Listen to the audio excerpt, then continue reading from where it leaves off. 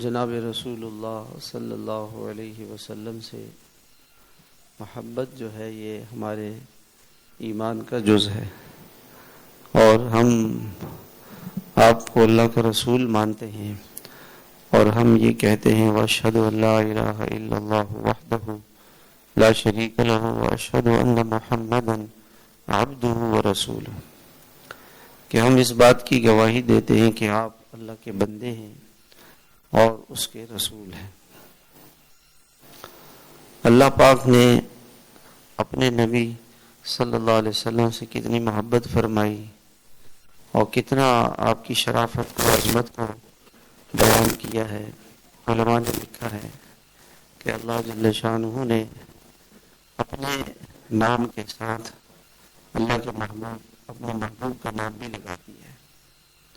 کلمہ طیبہ اگر کوئی پڑھ لے، لا الہ الا اللہ پڑھ لے، تو یہ پورا نہیں ہوگا جب تک کہ محمد الرسول اللہ کو نہ پڑھے۔ آپ کا مبارک نام اللہ نے اپنے نام کے ساتھ جوڑ دیا، کتنی برکت کی بات ہے۔ آذان میں اللہ تعالیٰ نے اپنے محبوب سے فرمایا وَرَفَعْنَا لَكَ ذِكْرَكَ، ہم نے آپ کی یاد کو، آپ کے ذکر کو، آپ کے نام کو دنیا میں بلند کر دیا ہے۔ اور اس کا مظہر یہ ہے کہ دنیا میں کوئی لمحہ ایسا نہیں گزرتا کہ جس میں اللہ کے نام کے ساتھ اللہ کے محبوب کا نام نہ لیا جاتا۔ اذان ہوتی ہے تو اذان میں یہ کہا جاتا ہے اشہد ان لا الہ الا اللہ وحدہ، اشہد ان لا الہ الا اللہ واشہد ان محمد الرسول اللہ۔ تو اللہ کا نام بھی لیا جاتا ہے اور اللہ کے رسول صلی اللہ علیہ وسلم کا نام بھی لیا جاتا ہے۔ دنیا میں سورج نکلتا ہے فیجی میں، مشرق میں دنیا کا آخری ملک ہے، تو وہاں پہ اذان ہوتی ہے۔ فیجی کے اندر کوئی 300 سے زیادہ جزیرے ہیں اور بہت سے جزیروں میں مسلمان ہیں۔ تو فیجی میں اذان شروع ہوتی ہے، ابھی اس کے جزیروں میں اذان چل رہی ہوتی ہے کہ فیجی میں اذان ختم ہوتی ہے تو نیوزی لینڈ میں اذان شروع ہو جاتی ہے، نیوزی لینڈ میں ختم ہوتی ہے تو آسٹریلیا میں اذان شروع ہو جاتی ہے، آسٹریلیا میں اذان ختم ہوتی ہے تو انڈونیشیا میں، وہاں ختم ہوتی ہے تو ملیشیا میں، وہاں ختم ہوتی ہے تو سنگاپور میں، وہاں ختم ہوتی ہے تو تھائی لینڈ میں، وہاں ختم ہوتی ہے تو سری لنکا میں شروع ہو جاتی ہے، سری لنکا میں ختم ہوتی ہے تو بنگلہ دیش میں شروع ہو جاتی ہے، اور بنگلہ دیش میں ختم ہوتی ہے تو انڈیا میں شروع ہو جاتی ہے، انڈیا میں ختم ہوتی ہے تو پاکستان میں شروع ہو جاتی ہے، اور پاکستان میں فجر کی اذان ہو تو فیجی میں پھر ظہر کی اذان شروع ہو جاتی ہے۔ فیجی سے ایسے سلسلہ چل رہا ہوتا ہے۔ تو کبھی بھی اذان ختم نہیں ہوتی ہے دنیا میں، کوئی لمحہ ایسا نہیں گزرتا کہ دنیا میں کہیں نہ کہیں کسی جگہ پہ اس وقت فجر ہے، کہیں جو ہے امریکہ وغیرہ میں فجر کا وقت ہے، بھی فجر کی نماز ہوئی ہے، اور کہیں مغرب ہے، کہیں عشاء ہے، کہیں عصر ہے، ساری دنیا میں اللہ کا نام گونج رہا ہے اور اللہ کے محبوب کا نام گونج رہا ہے۔ تو اللہ کو اپنے محبوب کے ساتھ اتنی محبت ہے، تو یہ ہمیں بتانے کے لیے کہ اللہ نے ہمیں کتنا عظیم نبی عطا فرمایا، کتنے بڑے شان والا نبی اللہ تعالیٰ نے ہمیں عطا فرمایا۔ اللہ تعالیٰ نے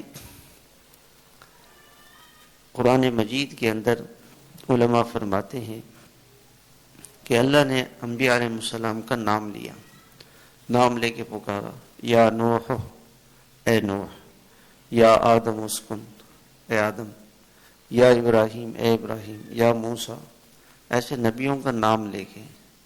لیکن کہیں پر بھی اللہ تعالیٰ نے حضرت محمد صلی اللہ علیہ وسلم کو یا محمد کہہ کے نہیں پکارا، کہ لقب سے پکارا۔ جیسے دنیا میں ہم والد کو نام لے کے نہیں پکارتے، اس کو ادب کے خلاف سمجھا جاتا ہے، ابا جان، بابا جان، ابا جی، بابا جی، اس طرح نام لیتے، ماموں کا، چچا کا، کسی بڑے کا نام نہیں لیتے۔ تو اللہ تعالیٰ نے کہیں پر بھی آپ کو یا سے مخاطب نہیں فرمایا. جہاں خطاب کا موقع آیا یا ایھا الرسول یا ایھا النبی اور یا ایھا المدثر یا ایھا المزمل طٰہٰ یاسین، یہ آپ کے ناموں سے آپ کو، جو آپ کے القاب ہیں ان سے آپ کو پکارا. علماء فرماتے ہیں کہ جہاں بھی قرآن مجید میں اللہ تعالیٰ نے حضرت محمد صلی اللہ علیہ وسلم کا نام مبارک 4 مرتبہ ذکر فرمایا تو اس کے ساتھ رسول اللہ کہا ہے. وما محمد الا رسول ما کان محمد ابا احد من رجالکم ولکن رسول اللہ محمد الرسول اللہ. کہ کہیں پر بھی اللہ تعالیٰ نے جہاں بھی حضرت محمد صلی اللہ علیہ وسلم کا نام لیا تو آپ کے ساتھ رسول کا ذکر کیا کہ آپ میرے رسول ہیں، اس لیے نام لیا.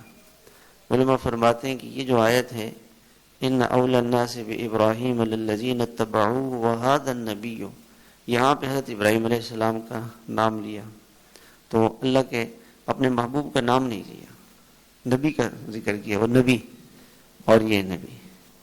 تو یہ ہمیں بتانے کے لیے کہ اللہ کو اپنے نبی صلی اللہ علیہ وسلم سے کتنی محبت ہے، کتنا آپ کے ہاں اللہ کے مقام ہے.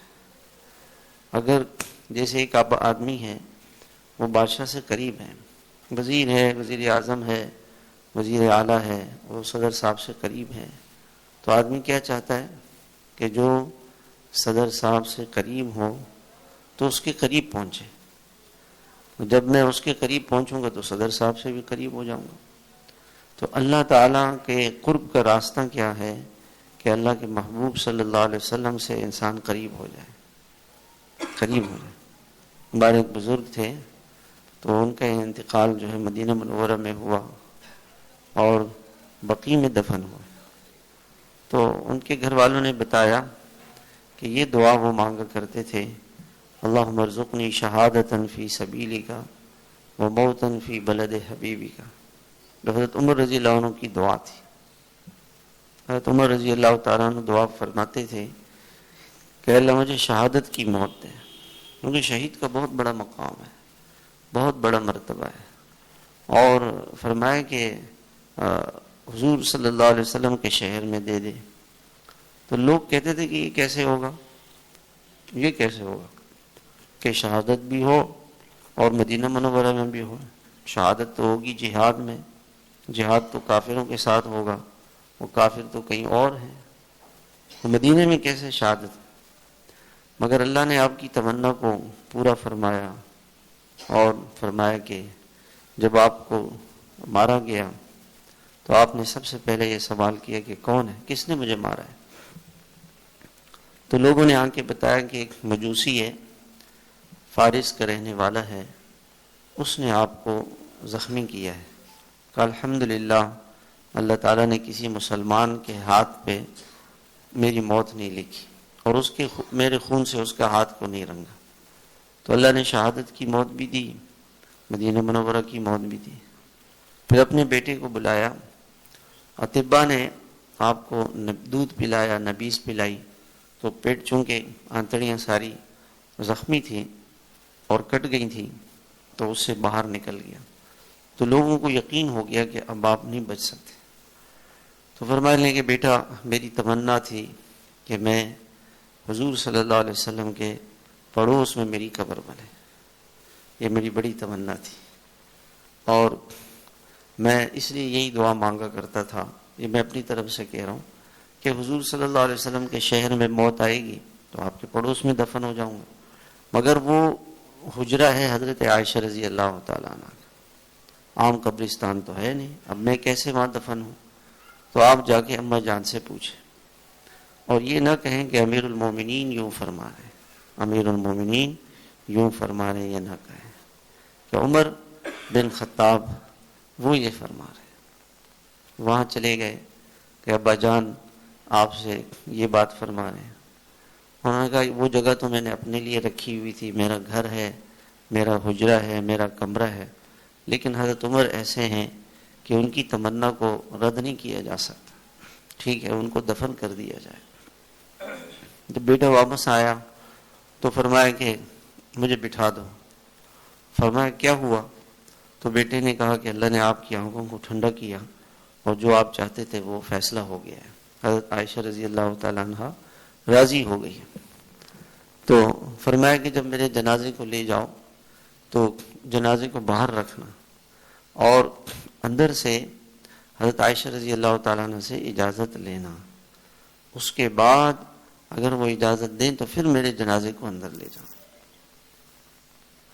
حضرت ابو بکر رضی اللہ عنہ کا وصال ہوا تو انہوں نے صحابہ سے فرمایا کہ میری لاش کو حضور صلی اللہ علیہ وسلم کے حجرے کے باہر رکھنا اور یہ درخواست کرنا کہ یا رسول اللہ ابو بکر کا جنازہ آیا ہے، اگر اندر سے جواب آئے اور کوئی ایسی بات ہو تو مجھے اندر دفن کر دینا. تو جب حضرت ابو بکر رضی اللہ عنہ کے جنازے کو رکھا گیا تو آواز آئی کہ دوست کو دوست سے ملا دو، دوست کو دوست سے ملا دو. دروازہ کھل گیا اور اندر جو ہے حضرت ابو بکر رضی اللہ عنہ کو دفن کیا گیا. صحابہ کرام کتنا ادب کرتے تھے کہ اللہ کے نبی صلی اللہ علیہ وسلم کا جہاں قدم مبارک ہے وہاں حضرت ابو بکر کا سر ہے، وہاں پہ سر ہے. اور جہاں حضرت ابو بکر حضرت عمر نے فرمایا مجھے وہاں دفن کرنا کہ جہاں حضرت ابو بکر رضی اللہ عنہ کے قدم ہے، کہ میرے قدم یعنی جیسے اس طرف یہ قبلہ ہے نا، یہاں پہ سر مبارک ہے، یہاں پہ قدم مبارک ہے، سر مبارک یہاں قدم یہاں، تو یہاں سے حضرت ابو بکر کا سر مبارک شروع ہوتا ہے اور پاؤں مبارک اس طرف ہے. اور جہاں حضرت ابو بکر رضی اللہ عنہ کے پاؤں مبارک ہیں، قدم مبارک ہیں، وہاں حضرت عمر رضی اللہ عنہ کا سر ہے. یہ ادب کی بات تھی. صحابہ آپ کا بڑا ادب کرتے تھے. حضرت عبداللہ بن عمر رضی اللہ تعالیٰ عنہ تشریف لاتے ہیں اور ممبر پر، جیسے یہ ممبر ہے تو ممبر پہ ایک اس کو عربی میں رومانہ کہتے ہیں، انار ایسے گول وہ ہوتا ہے، آپ نے دیکھا ہوگا اس پہ گول وہ بنا ہوا ہوتا ہے ایسے گول سا، تو اس کو عربی میں رومانہ کہتے ہیں. تو اس پہ آپ علیہ السلام ایسے ہاتھ رکھتے تھے.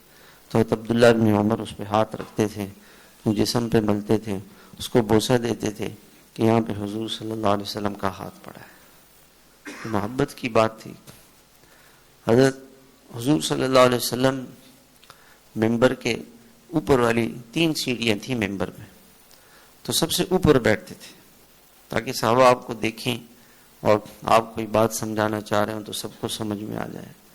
تو حضرت ابو بکر رضی اللہ عنہ جب ممبر پر بیٹھے تو دوسری سیڑھی میں بیٹھے، اس جگہ پہ نہیں بیٹھے کہ جہاں اللہ کے رسول علیہ الصلوۃ والسلام بیٹھتے. اور تیسری حضرت عمر رضی اللہ عنہ کا زمانہ آیا تو تیسری سیڑھی پہ جہاں حضرت ابو بکر کے قدم تھے وہاں حضرت عمر بیٹھا کرتے تھے. ادب تھا. بڑوں کا ادب کرنا چاہیے. علماء نے لکھا ہے کہ اسی طرح کے آداب والدین کے بھی ہیں. والد کا ادب اور احترام، ان کے سامنے بولنا نہیں چاہیے. اگر غلطی بھی ہو جائے نا، والد صاحب غلط ڈانٹے تو خاموش ہونا چاہیے، جواب نہیں دینا چاہیے، یہ صفائی نہیں پیش کرنا چاہیے. جی ٹھیک ہے پھر نہیں کروں گا انشاءاللہ، معافی مانگ لیں ان سے. بڑے بھائی ہیں، چچا ہیں، ماموں ہیں، والد صاحب آ جائیں فوراً اٹھ جائیں، فوراً جگہ ہو بھی پھر بھی اٹھ جائیں، کھڑے ہو جائیں اور کھڑے ہو کر کے والد صاحب کو پہلے بٹھائیں. کہیں کمرے میں داخل ہوں کسی جگہ پہ تو والد صاحب کو پہلے داخل ہونے دیں. گاڑی میں بیٹھیں، دروازہ پہلے کھولیں، والد صاحب کو بٹھائیں پھر بیٹھیں. یہ ادب ہے. چارپائی میں بیٹھیں تو سرانے والد صاحب کو بٹھائیں اور پاؤں کی طرف سے خود بیٹھیں. کھانے پہ بیٹھے ہوئے ہوں تو والد صاحب سے پہلے کھانا نہ شروع کریں، پہلے والد صاحب شروع کریں پھر جو ہے وہ باقی لوگ شروع کریں. جو مجلس میں بزرگ ہو ان سے کھانا شروع کریں.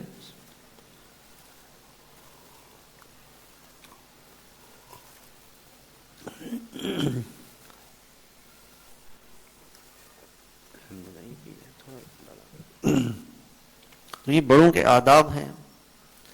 صحابہ تو اتنا ادب فرماتے تھے.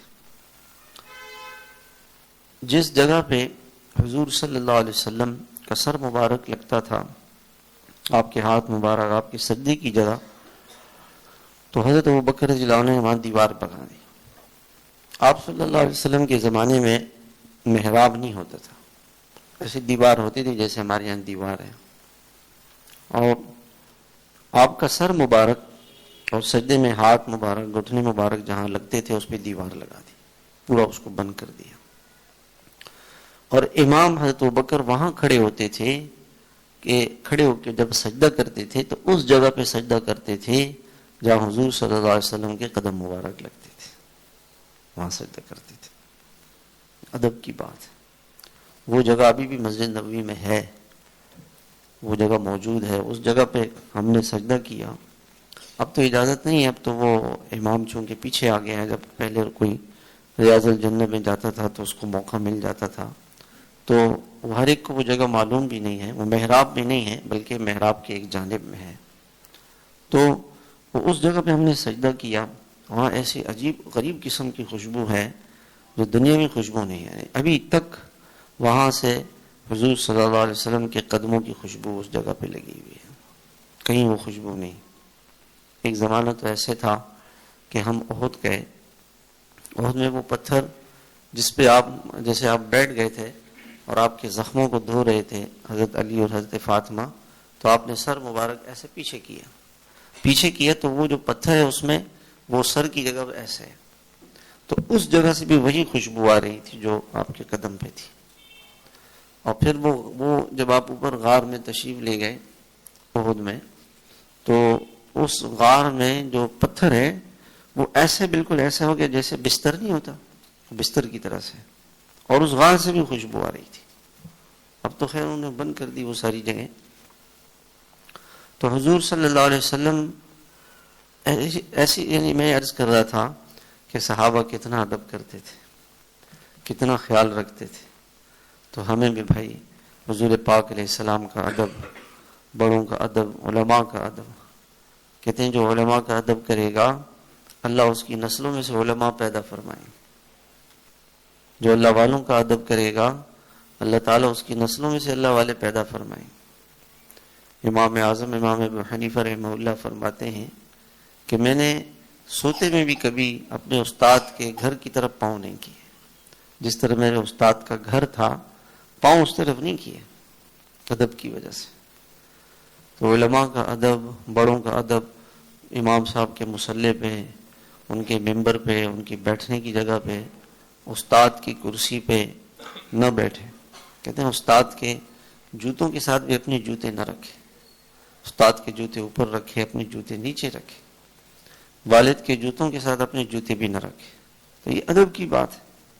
جتنا دل میں ادب ہوگا اتنا ہی اللہ تعالیٰ برکات سے نوازیں گے، برکتیں ہوں گی، زندگی میں برکت آئے گی.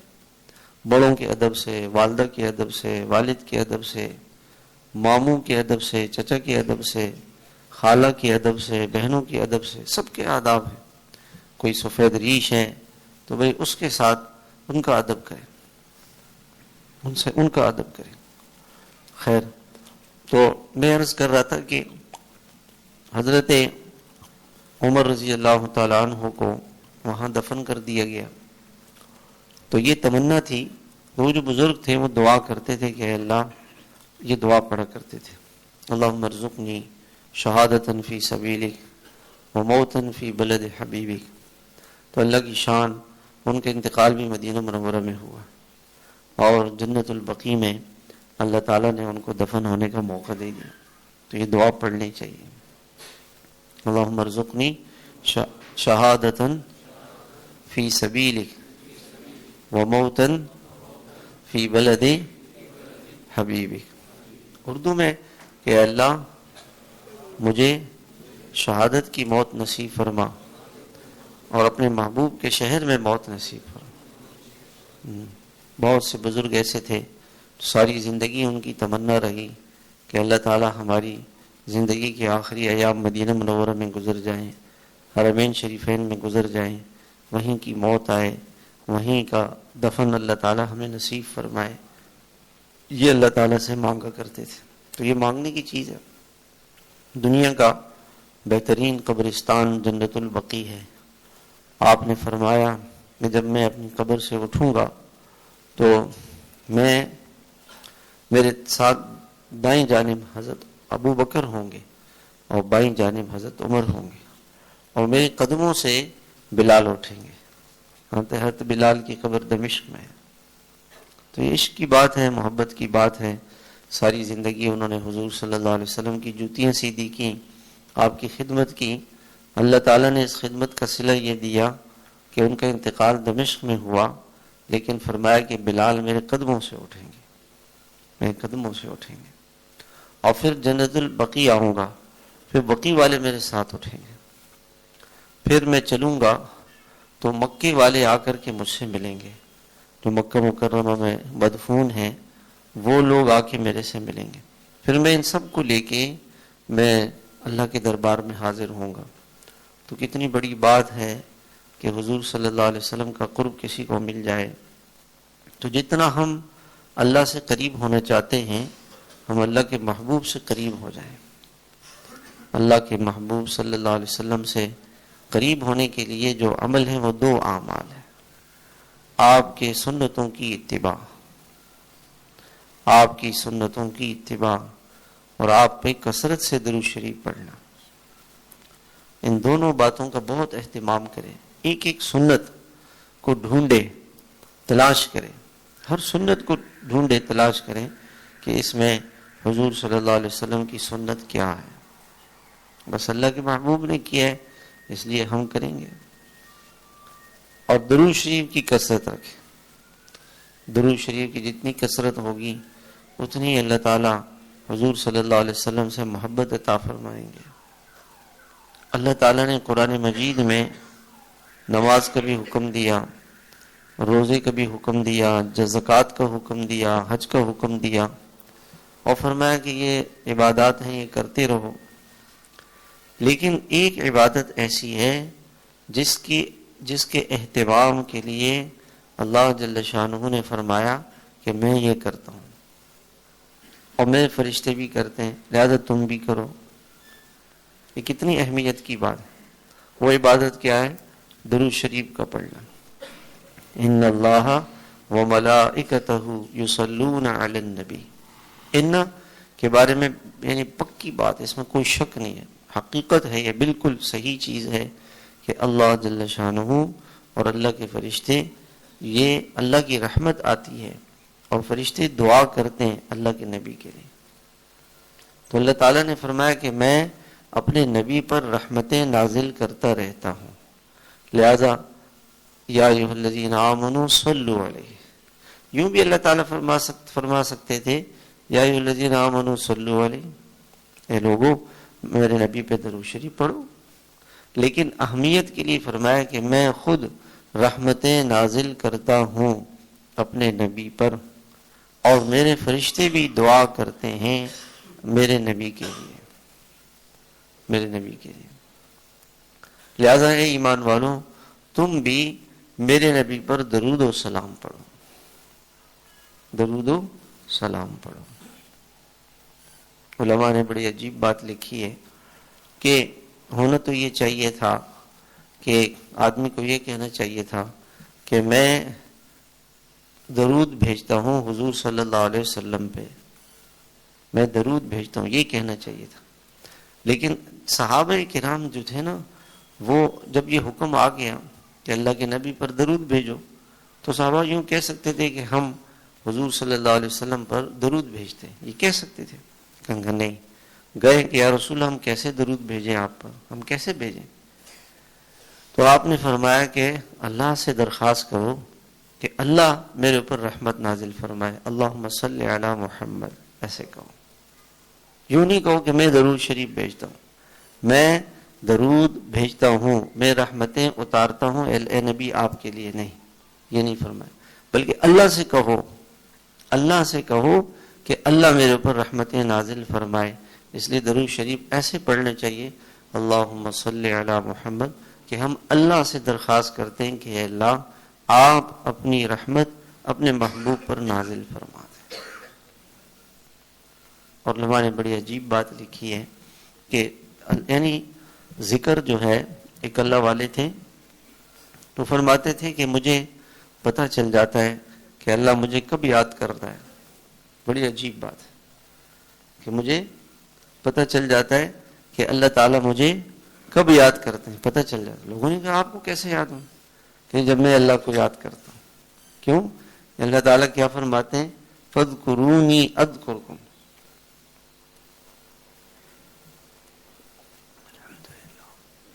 فرمایا تم مجھے یاد کرو میں تمہیں یاد کروں گا۔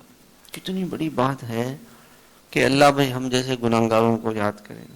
کتنا یعنی ذکر کا سب سے بڑا فائدہ کیا ہے کہ انسان یہ تصور کرے کہ میرا مالک، میرا خالق، میرا رب، میرا اللہ، میرا محبوب، وہ اللہ مجھے یاد کر رہا ہے۔ میرا محبوب اللہ، اللہ مجھے یاد کر رہا ہے۔ مجھے اللہ کو ہماری کیا ضرورت پڑی ہے کہ اللہ ہمیں یاد کریں؟ کیا ضرورت پڑی؟ ہمیں تو ضرورت ہے اللہ کی، ہم تو محتاج ہیں، ہم تو ہر لمحے، ہر حال میں، ہر چیز میں اللہ کے محتاج، اور اللہ پاک کسی کے محتاج نہیں، لیکن اس کا رحم ہے، اس کا کرم ہے، اس کا فضل ہے، اس کا احسان ہے، اس مالک کی عطا ہے کہ وہ ہمیں یاد کرتا ہے، یہ اس کا فضل ہے۔ تو درود شریف کے بارے میں اللہ تعالیٰ نے، اللہ کے نبی صلی اللہ علیہ وسلم ایک مرتبہ بڑی خوش تھے اور آپ کے چہرے پہ بڑی مسکراہٹ تھی، بشاشت تھی۔ تو صحابہ کرام نے فرمایا، عرض کیا کہ یا رسول اللہ آپ کیوں اتنے خوش ہیں؟ اور دوسری روایت میں آتا ہے کہ آپ نے سجدہ کیا، آپ کے ساتھ کچھ صحابہ تھے، آپ نے سجدہ کیا اور اتنا لمبا سجدہ کیا، اتنا لمبا کہ صحابہ فرماتے ہیں ہمیں یہ گمان ہوا کہ کہیں آپ کا انتقال تو نہیں ہو گیا، تو ہم جا کے آپ کے سامنے رونے لگے۔ صحابہ فرماتے ہیں کہ آپ علیہ السلام جب رکوع سے اٹھتے تھے تو اتنی دیر تک اللہ کی تسبیح پڑھتے رہتے تھے، ہم سمجھتے تھے کہ شاید آپ بھول گئے سجدہ کرنا، ہم سمجھتے تھے شاید آپ بھول گئے۔ اور ہمارا بھائی اس میں بہت قصور پایا جاتا ہے، بہت زیادہ بھائی رکوع سے اٹھتے ہیں، ابھی کھڑے بھی نہیں ہوتے کہ نیچے سجدے میں چلے جاتے ہیں۔ صحابہ فرماتے ہیں کہ جب آپ سجدہ فرماتے تھے تو دیکھیں سجدہ لمبا ہو، کسی آدمی کو پتہ کیسے چلے گا کہ مجھے اللہ کا قرب زیادہ ہے یا کم ہے؟ یہ کیسے پتہ چلے گا؟ یہ سجدے سے پتہ چلے گا۔ جب آدمی سجدہ کرتا ہے تو سب سے زیادہ وہ اللہ سے قریب ہو جاتا ہے۔ اب میں اللہ سے، یعنی دنیا میں ایک آدمی کو موقع مل جائے جی کسی بادشاہ، کسی وزیر، کسی دنیا کے بڑے افسر سے ملنے کا، تو وہ مختصر ملاقات پسند کرتے ہیں، لمبی ملاقات؟ کیوں جی؟ یہ ساری باتیں کروں گا اس سے، اپنے سارے مسائل اس کو بتاؤں گا۔ تو سب سے زیادہ انسان مقرب، اللہ کا قرب اس کو کہاں ملتا ہے؟ سجدے میں۔ اب میں اللہ کا کتنا مقرب ہوں یہ کس چیز سے پتہ چلے گا؟ سجدے سے، سجدوں سے پتہ چلے گا۔ ہاں، سجدوں سے پتہ چلے گا۔ لمبا سجدہ کریں، ہاں 5 منٹ کا سجدہ کریں، 10 منٹ کا سجدہ کریں، 15 منٹ کا سجدہ کریں، اور اس تصور میں گم ہو جائے۔ حدیث پاک میں آتا ہے کہ سجدہ کرنے والا ایسا ہے کہ گویا کہ وہ اللہ کے قدموں میں پڑا ہوا ہے، اللہ کے قدموں میں پڑا ہوا۔ اور اللہ سے کہیں کہ بس یا اللہ میں تو، ہمیں نہیں، ہم میں سے ہر ایک کے مسائل ہیں، کون ایسا ہے جس کے ساتھ کوئی مسئلہ نہ ہو؟ اپنے مسائل کو جب اللہ سے قریب ہو جائے پھر اللہ کے سامنے رکھے۔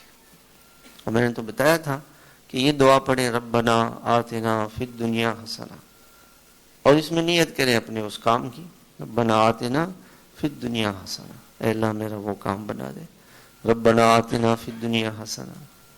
اللہ سے دعا بھی مانگتا رہے، سجدہ بھی کرتا رہے۔ تو مجھے اللہ تعالیٰ کا قرب کیسے حاصل ہوگا، پتہ کیسے چلے گا کہ میں اللہ سے کتنا قریب ہوں؟ میرے سجدوں سے۔ وہ ایک بزرگ ابھی تشریف لائے تھے، حضرت میں مفتی صاحب، وہ فرما رہے تھے کہ بھائی میں کس کا ہوں، یہ انہوں نے ہم سے سوال کیا، میں کس کا ہوں؟ تو فرماتے تھے میں خلوت میں جس کا ہوں، میں خلوت میں جس کا ہوں۔ جیسے ہم فارغ ہوتے ہیں ہمارا ہاتھ کہاں جاتا ہے؟ جیب میں، اور موبائل میں۔ جہاں کوئی وقت ملا نا تو فوراً موبائل پہ ہاتھ چلا جاتا ہے، فرمایا میں کس کا ہوں؟ میں جس کا خلوت میں جس کا ہوں اسی کا ہوں. زبان سے ہم جتنا بھی کہیں جی میں اللہ کا ہوں، اس سے کہنے سے کیا ہوگا؟ کسی دن تلاوت پوری نہیں ہے، کسی دن ذکر پورا نہیں ہے، اور موبائل کا پورا وقت ہے، اس کا وقت پورا ہے، اس کے سارے واٹس ایپ چیک کریں گے، پیغام چیک کریں گے، دیکھیں گے، اس کو پورا وقت دیں گے. اور باقی قرآن کو، درود شریف کو، ذکر کو وقت دیا کہ نہیں دیا؟ تو اللہ تعالیٰ کا قرب حاصل ہوگا سجدوں سے. لمبے سجدے کریں، عادت بنائے اس کی، لمبے سجدے کی عادت بنائے. جتنا لمبا سجدہ کریں گے اتنا اللہ سے قرب بڑھے گا. اور یہ کیا کم بات ہے، اگر آپ کی دعا اللہ نے کسی وجہ سے قبول نہیں کی، مؤخر کر دی، تو اللہ کا قرب تو مل گیا، اور کیا چاہیے ہمیں؟ اس سے کیا بڑھ کر کے دنیا میں اور سب سے زیادہ یعنی بڑی چیز کیا ہے؟ پیسہ، مال، دولت. ہم تو اللہ سے کیا مانگتے ہیں؟ دنیا. بھائی کیا مانگتے ہیں؟ دنیا. جو اللہ کے ہاں ایک مچھر کے پر کے برابر بھی. جیسے وہ بچہ ہے نا، وہ بچہ رو رہا ہوتا ہے تو اس کو ابا جی جو ہے نا کھلونا دے دیتے ہیں، پلاسٹک کی کار. وہ خوش ہو جاتا ہے، او میرے پاس کار آ گئی، میری کار ہے. اور اس پہ لڑتا ہے، دوسرے بچوں سے لڑتا ہے، میری کار اس نے لے لی ہے، میری موٹر سائیکل لے لی ہے اس نے. اور لوگ ہنس رہے ہوتے ہیں، کس چیز پہ لڑ رہا ہے. یہی مثال ہماری ہے. ہم اللہ سے دنیا مانگتے ہیں، اللہ تعالیٰ ہمیں دیتے نہیں ہیں. دنیا کا ملنا کوئی بڑی چیز تھوڑی ہے. جس کو سجدہ مل گیا اس کو سب کچھ مل گیا. اللہ تعالیٰ سے سجدوں کی لذتیں مانگیں، سجدوں کی لذت، قرآن کی لذت اللہ تعالیٰ سے مانگیں کہ اللہ مجھے اپنے قرآن کی لذت عطا فرما. عجیب بات ہے کہ جنت میں کوئی عبادت نہیں ہے. حدیثوں میں آتا ہے کہ انبیاء علیہ السلام، آپ صلی اللہ علیہ وسلم نے فرمایا کہ میں نے موسیٰ علیہ السلام کو دیکھا کہ وہ اپنی قبر میں نماز پڑھ رہے تھے. تو علماء نے یہ لکھا ہے کہ قبر میں تو انسان مکلف نہیں ہے، عبادت تو اس کے لیے نہیں ہے، اور عبادت پر کوئی ثواب بھی نہیں ہے. پھر حضرت موسیٰ علیہ السلام کیوں نماز پڑھ رہے تھے؟ جی کیوں پڑھ رہے تھے بتائیں؟ جی کون بتائے گا؟ لذت کے لیے پڑھ رہے تھے، مزے کے لیے. جو دنیا میں نماز کا مزہ تھا، قبر میں اس مزے میں وقت گزرے. جو دنیا میں سجدے کرتا تھا اس کو قبر میں سجدوں میں مزہ آئے گا. اللہ ہمیں نماز کی لذت دے دے بھائی، نماز کی لذت دے دے. عائشہ رضی اللہ تعالیٰ عنہ فرماتی ہیں کہ آپ صلی اللہ علیہ وسلم رات کو جو ہے وہ 8 رکعتیں پڑھتے تھے. پہلے 4 رکعت پڑھتے تھے، پھر فرماتی ہیں فلا تسأل عن حسنہن وطولہن، مت پوچھو کیا خوبصورت نماز تھی. اور آگے فرماتی ہیں وہ کتنی لمبی نماز تھی. علماء فرماتے ہیں کہ نماز میں حسن آئے گا لمبائی سے. لمبی نماز پڑھے. نماز کیسے پڑھے؟ لمبی نماز پڑھے. نماز اچھی، زندگی اچھی. نماز اچھی، زندگی اچھی. نماز پر سکون، زندگی میں سکون ہے. اگر زندگی میں سکون نہیں ہے تو اپنی نماز کو ٹھیک کریں. مولانا الیاس رحمۃ اللہ علیہ کے پاس کوئی خادم آیا، وہ جلدی میں کھانا رکھ رہا تھا، وہ گر گیا. حضرت نے فرمایا کہ دیکھو بیٹا اپنی نماز ٹھیک کرو، اپنی نماز ٹھیک کرو، نماز پر محنت کرو. تو نماز پر محنت. تو جنت میں جب جنتی جائیں گے تو اللہ پاک جل شانہ کا دیدار ہوگا، اس کا جو مزہ ہوگا وہ تو جنت کی، وہ تو کسی تصور میں نہیں. ایک ایسا میدان ہوگا جس میدان کے اندر اللہ پاک کا دیدار ہوگا، وہ میدان مزید ہے. اللہ تعالیٰ فرماتے ہیں وَلَدَيْنَا مزید، ہم جنت بھی دیں گے اور جنت کے علاوہ کچھ اور بھی دیں گے. تو اس پہ مفسرین فرماتے ہیں کہ یہ میدان مزید جو ہے اس میں اللہ تعالیٰ کا دیدار ہوگا. تو حضرت جبریل نے آپ صلی اللہ علیہ وسلم سے کہا کہ حضور صلی اللہ علیہ وسلم نے پوچھا کہ جبریل یہ مزید کیا ہے؟ کہ رسول اللہ اتنا بڑا میدان ہے کہ میں نے اس کے کنارے کو نہیں دیکھا، مجھے پتہ نہیں اس کا کنارہ کہاں ہے، مجھے نہیں. اور فرمایا کہ اس میدان کی ہر چیز سفید ہوگی، اس کی گھاس اس کے درخت، اس کے ٹیلے، اس کے پہاڑ، اور مشک کی خوشبو آئے گی، اس سے مشک کی خوشبو آئے گی، اور اس میدان کے اندر ٹیلے ہوں گے، اور اس میدان کے اندر کرسیاں سجائی جائیں گی، نور کی کرسیاں، سونے کی کرسیاں، چاندی کی کرسیاں، یاقوت کی کرسیاں، زمرد کی کرسیاں، موتی کی کرسیاں، اور سب سے زیادہ جو اللہ کے مقرب بندے ہوں گے وہ اللہ سے زیادہ قریب ہوں گے، اور اس طرح سے لوگ اللہ تعالیٰ کا دیدار کریں گے کہ کوئی، آپ صلی اللہ علیہ وسلم نے فرمایا انکم سترون ربکم عیانا، تم ایسے آمنے سامنے اللہ تعالیٰ کا دیدار کرو گے، اور تم ایسے اللہ کا دیدار کرو گے کہ جیسے کوئی آدمی چاند دیکھتا ہے۔ اب اگر سارے مل کے بھی چاند دیکھیں تو دیکھنے میں کسی کو دقت ہوگی؟ نہیں ہوگی۔ فرمایا ایسے کسی کو دقت نہیں ہوگی۔ تو اس میدان کے اندر اللہ تعالیٰ کا دیدار کرایا جائے گا 8 لاکھ سال تک، 8 لاکھ سال تک اللہ کا دیدار کرایا جائے گا، اور اللہ تعالیٰ عجیب یعنی اپنا پاک کلام سنائیں گے، اور اس پاک کلام سے نور کے بادل برسیں گے، جنتی انتہائی حسین و جمیل ہو جائیں گے، ایسا حسن اور ایسا جمال ہوگا کہ جب وہ واپس اپنے گھروں کو آئیں گے تو ان کے گھر والے، بیویاں ان سے یہ کہیں گی کہ یہ آپ کو اتنا حسن کیسے ملا؟ وہ کہیں گے کہ ہم اللہ کا دیدار کر کے آئے، اور اللہ کے پاک کلام کا نور، ہمارے پاک کلام کے نور کی برکت سے ہمارے چہرے روشن ہو گئے۔ تو اللہ پاک جل شانہ جنت میں قرآن سنائیں گے۔ یہ قرآن کیوں سنائیں گے؟ لذت کے لیے، مزہ آئے گا، اس میں مزہ آئے گا، مزہ آئے گا۔ تو قرآن کریم کا ایک مزہ ہے، اس کی ایک لذت ہے، سجدوں کی لذت ہے، دعاؤں کی لذت ہے، نماز کی لذت ہے۔ اس سے اپنے آپ کو آشنا کریں، اس سے اللہ تعالیٰ سے اپنا قرب پیدا کرنے کی کوشش کریں۔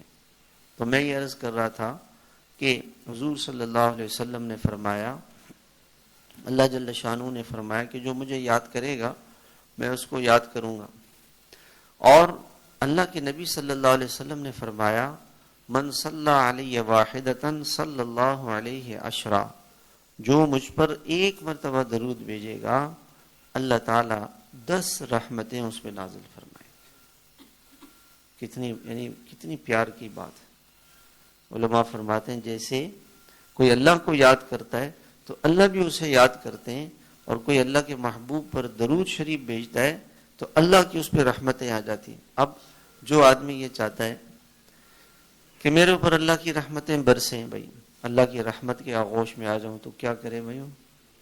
درود شریف پڑھے، اور جتنا میں اللہ کی رحمت میں رہوں تو اتنا درود شریف زیادہ پڑھے۔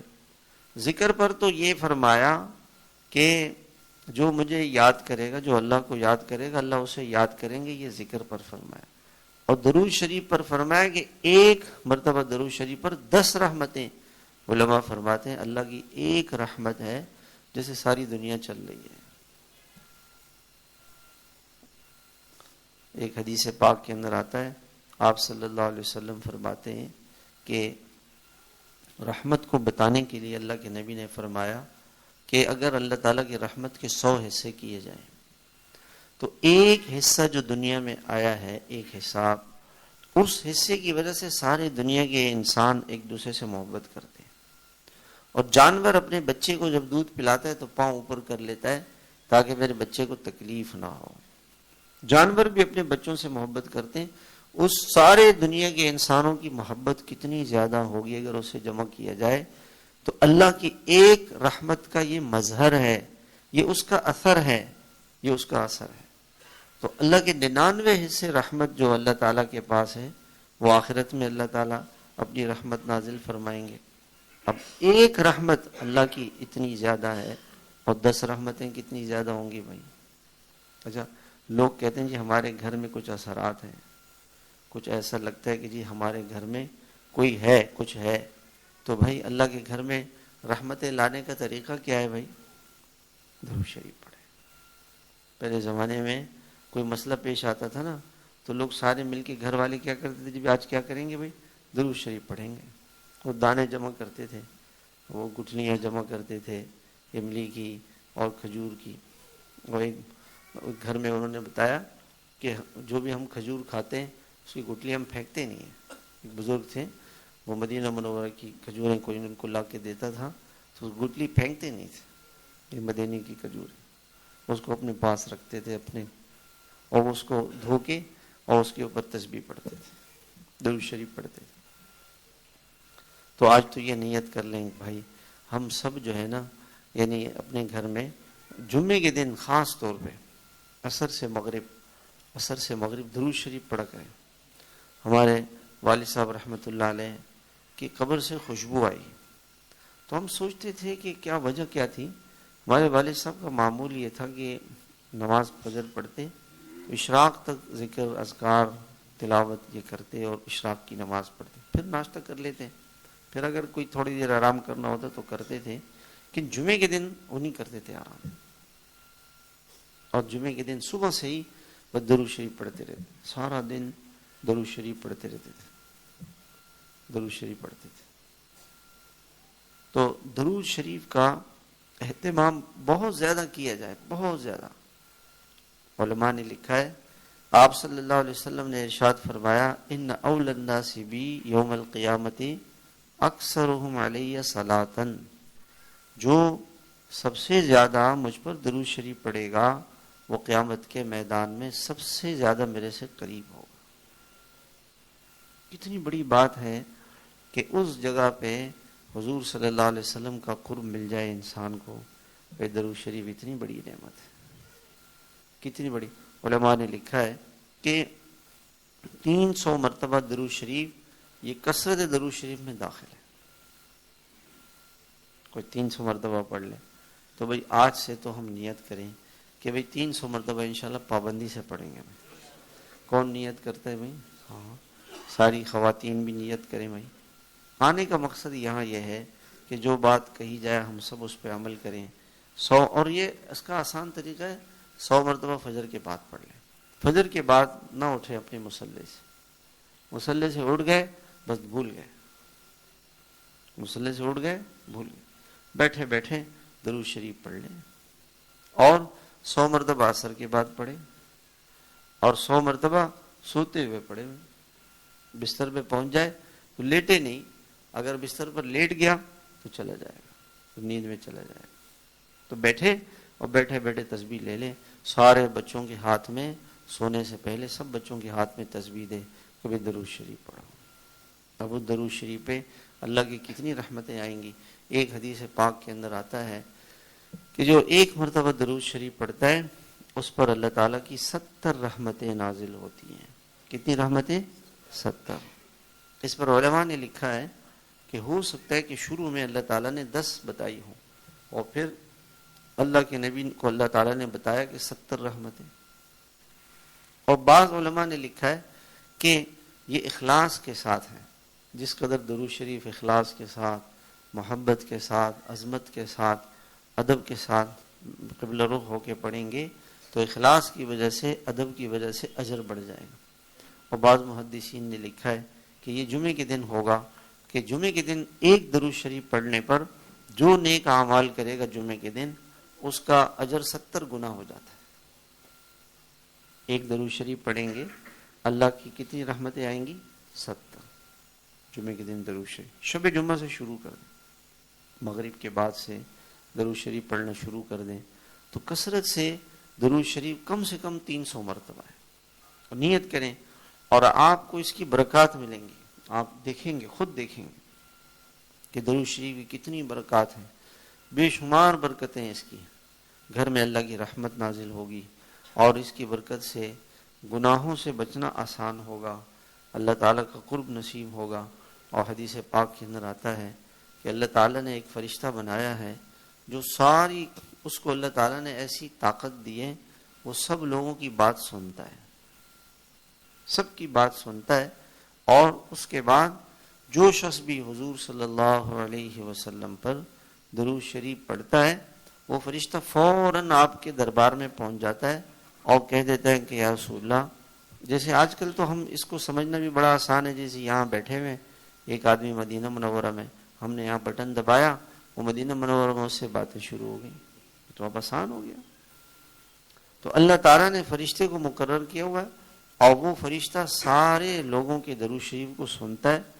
اب جیسے وہ جو کیمرہ ہوتا ہے نا، وہ کیمرے میں آواز بھی محفوظ ہو جاتی ہے، تو فرشتہ یہ لے جا کے اللہ کے نبی کے دربار میں عرض کرتے کہ یا رسول اللہ فلاں بن فلاں محمد بن عبداللہ مثال کے طور پر، انہوں نے یا رسول اللہ آپ کے دربار میں درود شریف بھیجا ہے۔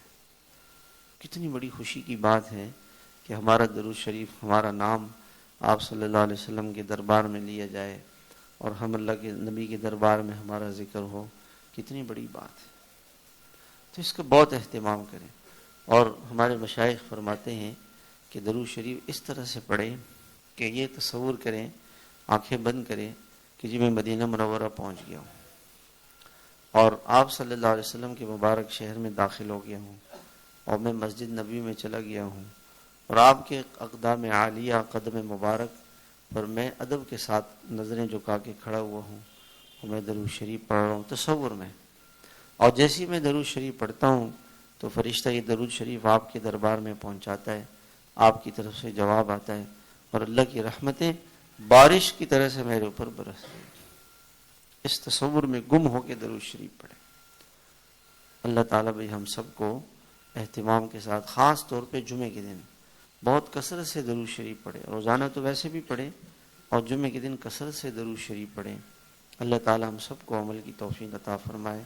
آج تھوڑی دیر درود شریف ہی کو پڑھ لیتے ہیں، ہلکی آواز میں درود شریف پڑھیں گے، اور اسی تصور میں گم ہو کے کہ جی ہمارا درود شریف جو ہے وہ اللہ کے نبی کے دربار میں پہنچ رہا ہے، ہم درود شریف یہاں پڑھ رہے ہیں، اور آپ کے مقدس دربار میں یہ درود شریف فرشتہ پہنچا رہے ہیں، اور اللہ کی رحمتیں ہم پہ نازل۔ کوئی سے بھی درود شریف پڑھ لیں، نماز والا پڑھ لیں، یہ پڑھ لیں اللہم صلی علی محمد وعلی آل محمد، یہ پڑھ لیں اللہم صلی علی محمد النبی الامی وعلی آلہ وسلم تسلیما، یہ پڑھ لیں۔